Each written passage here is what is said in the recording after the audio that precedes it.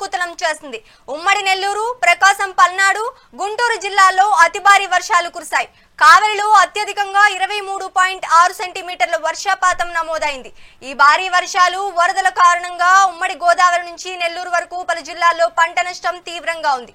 వేర్వేరు ఘటనలో మొత్తంగా 6 మృతి చెందగా మరో 2 గల్లంతయ్యారు. ప్రస్తుతం మోంతా బలహీనపడి వాయుగుండంగా మారి దక్షిణ ఛత్తీస్గఢ్ వైపు కదులుతూ త్వరలో అల్పపీడనంగా మారే అవకాశం ఉంది. దీనికి సంబంధించి మరింత సమాచారం విశాఖపట్నం నుంచి భరత్ అందిస్తారు.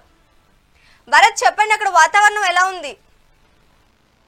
తుఫాను ఏదైతే తీరం దాటినప్పటికీ కూడా ప్రభావం అయితే ఉత్తరాంధ్ర జిల్లాలపైన అధికంగా కనిపిస్తుందని చెప్పొచ్చు. మరీ ముఖ్యంగా తీరం దాటిన తర్వాత ఇప్పటికే తీవ్ర వాయుగుండం అక్కడి నుంచి వాయుగుండంగా బలహీనపడుతున్నటువంటి నేపథ్యంలో వర్షాభావ పరిస్థితులు కంటిన్యూ అవుతున్నటువంటి పరిస్థితి. గత రాత్రి నుంచి కొంతమేర నిన్న తెరిపించినప్పటికీ కూడా రాత్రి నుంచి ఎడతెరిపి లేకుండా వర్షం పడుతున్నటువంటి పరిస్థితి. ఉత్తరాంధ్రలో మొత్తం అంతా కూడా జలమయమైనటువంటి సిచ్యువేషన్, పూర్తిగా వర్షాభావ పరిస్థితులు అయితే కొనసాగుతున్నటువంటి సిచ్యువేషన్ విశాఖలో కొనసాగుతున్నాయని చెప్పొచ్చు.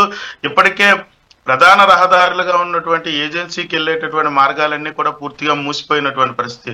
ఏదైతే విశాఖపట్నం అరకు వెళ్ళేటటువంటి ప్రధాన రహదారిపై కొండ చర్యలు విరిగిపడడంతో పాటుగా ఎగువ నుంచి నీరు కిందకు రావడంతో రోడ్ డ్యామేజ్ అయినటువంటి పరిస్థితి. మరొక వైపు రెండో మార్గంగా ఉన్నటువంటి విశాఖపట్నం పాడేరుకు సంబంధించినంత వరకు గత రాత్రి కురిసిన వర్షానికి కొండ చర్యలు విరిగిపడి అక్కడ కూడా రోడ్డు డ్యామేజ్ కావడంతో పూర్తిగా అల్లూరి సీతారామరాజు విశాఖపట్నం జిల్లాకు సంబంధించినంత వరకు ఉన్నటువంటి సత్సంబంధాలు పూర్తిగా కోల్పోయినటువంటి పరిస్థితి. మరొక వైపు ఏదైతే చిమిడిపల్లి బుర్రా జంక్షన్ కి మధ్య ఉన్నటువంటి రైల్వే ట్రాక్ పై కొండ చర్యలు విరిగిపడ్డాయి. అదేవిధంగా ఉధృతంగా వరద ప్రవాహం ట్రాక్ పై నుంచి వెళ్తున్నటువంటి నేపథ్యంలో పనులు చేసేందుకైతే రైల్వే ఇబ్బంది పడుతున్నటువంటి పరిస్థితి. అల్లూరి సీతారామరాజు పరిస్థితి ఈ విధంగా ఉంటే అనకాపల్లి జిల్లాలో ఉన్నటువంటి ప్రధాన రిజర్వాయర్లన్నీ కూడా నిండుకుండను తలపిస్తున్నటువంటి పరిస్థితి. ఎక్కడికక్కడ రిజర్వాయర్లు ఉన్నటువంటి ఇన్ఫ్లోని బట్టి అవుట్ఫ్లో వదులుతున్నటువంటి సిచ్యువేషన్ అయితే కొనసాగుతుంది. ఈ నేపథ్యంలో యలమంచిలి గాని, పైగ్రాపేట, నర్సీపట్నం లాంటి ప్రాంతాల్లో దిగువ లోతట్టు ప్రాంతాలన్నీ కూడా జలమయమై అక్కడ ఉన్నటువంటి ప్రజలందరినీ కూడా పునరావాస కేంద్రాలే తరలించేటటువంటి సిచ్యువేషన్. మరొక వైపు విశాఖ జిల్లాకు వచ్చేసరికి విశాఖ జిల్లాకు సంబంధించినంత వరకు ఎడతెరిపి లేకుండా వర్షం పడుతున్నటువంటి పరిస్థితి. రాత్రి నుంచి కూడా ఇంకా కంటిన్యూ అవుతున్నటువంటి పరిస్థితి. ఈ నేపథ్యంలో లోతట్టు ప్రాంతాలుగా ఉన్నటువంటి కూడా ఏదైతే గాజువాక కానీ, గోపాలపట్నం, నారవ, కొత్తపాలెం ఇటువంటి ప్రాంతాలన్నీ కూడా ఇప్పటికీ జల దిగ్బంధంలో ఉండేటటువంటి సిచ్యువేషన్ అయితే కొనసాగుతుంది. విశాఖ జిల్లాకు సంబంధించినంత వరకు కూడా ప్రధాన రిజర్వాయర్లుగా ఉన్నటువంటి మేఘాద్రి, ముడ్సల్లవ, అదేవిధంగా గంభీర రిజర్వాయర్లు కూడా నిండుకోవడం తలపిస్తున్నటువంటి పరిస్థితి.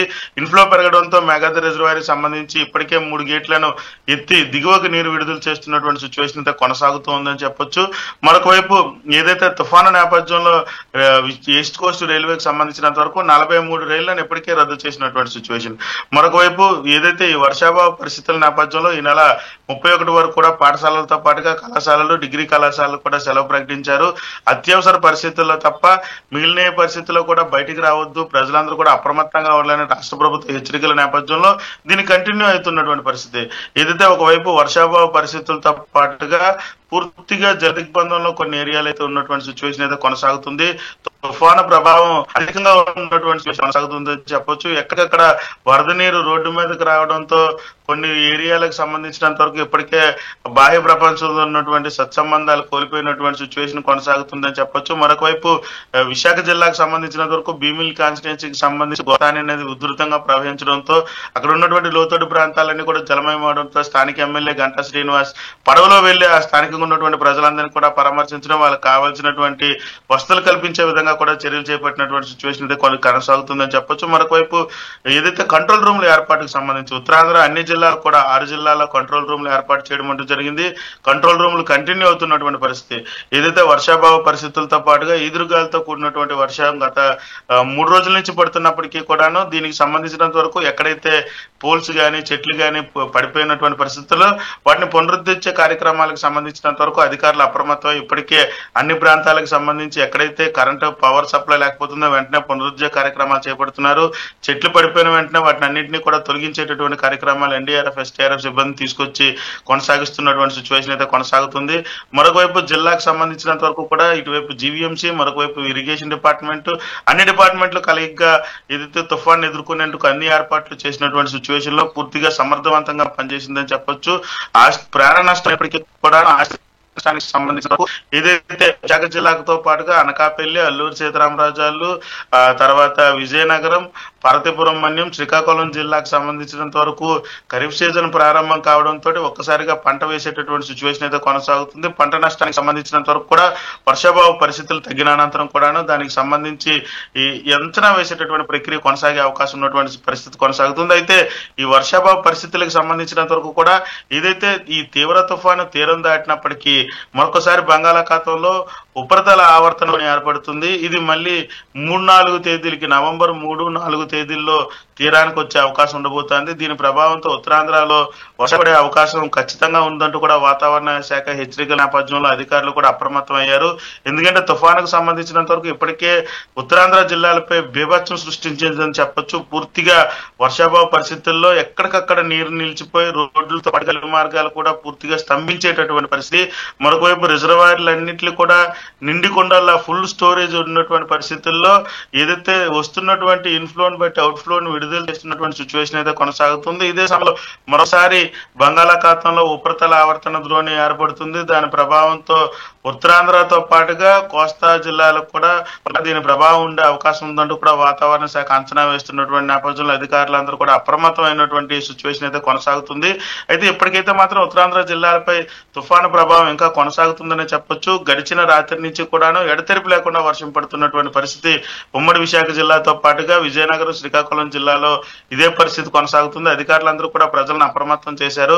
అత్యవసర పరిస్థితుల్లో తప్ప ప్రజలెవరూ కూడా బయటికి రావద్దని, వర్షం పడుతున్నటువంటి పరిస్థితి ఎందుకంటే భారీ నుంచి అతి భారీ వర్షాలు పడుతున్నటువంటి పరిస్థితుల్లో ఎవరు కూడా చెట్ల కింద కానీ లేకపోతే మైదాన ప్రాంతాల్లో కూడా ఉండకండి, పిడుగులు పడే అవకాశం ఉన్న నేపథ్యంలో సురక్షిత ప్రాంతాల్లో ఉండాలంటూ కూడా హెచ్చరికలు జారీ అయ్యేటటువంటి సిచ్యువేషన్ అయితే కొనసాగుతుంది. మరొకవైపు ఇప్పటికే గడిచిన 5 రోజుల నుంచి కూడా మత్స్యకారులు ఎవరు కూడా వేటకు వెళ్ళలేనటువంటి పరిస్థితి. తుఫాను ప్రభావంతో అత్యంత ప్రమాదకరమైనటువంటి 10వ నెంబర్ ప్రమాదక హెచ్చరిక జారీ చేసినటువంటి పరిస్థితి. అక్కడి నుంచి 9వ ప్రమాదక హెచ్చరిక, అక్కడి నుంచి 1వ ప్రమాద హెచ్చరిక ఇలా డౌన్ చేస్తూ వస్తున్నటువంటి సిచ్యువేషన్. ఎప్పటికీ కూడా సముద్రం అల్లకల్లోలంగా ఉన్నటువంటి నేపథ్యంలో తీర ప్రాంతంలో ఉన్నటువంటి ప్రజలందరూ కూడా సురక్షితంగా ఉండాలంటూ కూడా చెప్పేటటువంటి సిచ్యువేషన్ కొనసాగుతుంది.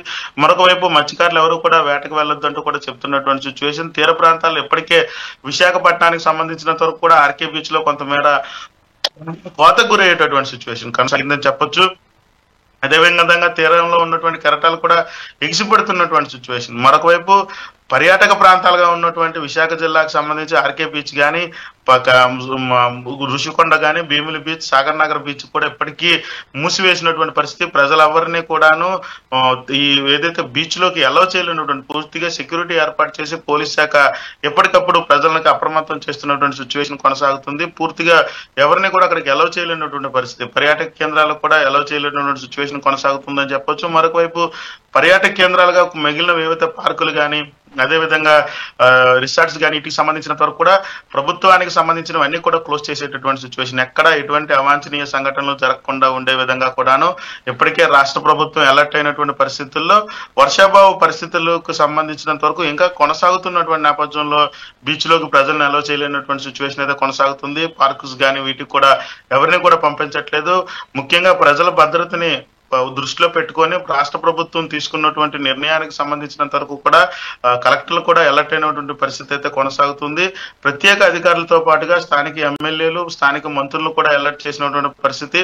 వర్షాభావ పరిస్థితులు తగ్గిన అనంతరం కూడా పంట నష్టానికి సంబంధించినంత వరకు అంచనా వేసేటటువంటి కార్యక్రమం కొనసాగాలి. అదేవిధంగా మరొకసారి బంగాళాఖాతంలో ఏదైతే ఉపరితల ఆవర్తన ద్రోణి ఏర్పడుతున్నటువంటి నేపథ్యంలో మరింత వర్షాలు పడే అవకాశం ఉన్నటువంటి పరిస్థితుల్లో స్థానికంగా ఉన్నటువంటి నాయకులు కానీ, ప్రజలు కానీ అప్రమత్తంగా ఉండాలి. అదేవిధంగా ఏదైతే చెక్ డ్యామ్స్ కానీ, అదేవిధంగా చెరువులు కానీ, రిజర్వాయర్లు కూడా నిండుకొండల్లా తలపిస్తున్నటువంటి నేపథ్యంలో ఇన్ఫ్లోని బట్టి అవుట్ ఫ్లోని విడుదల చేయాలంటూ కూడా అధికారులకు ఇప్పటికే ఆదేశాలు జారీ అయినటువంటి పరిస్థితి.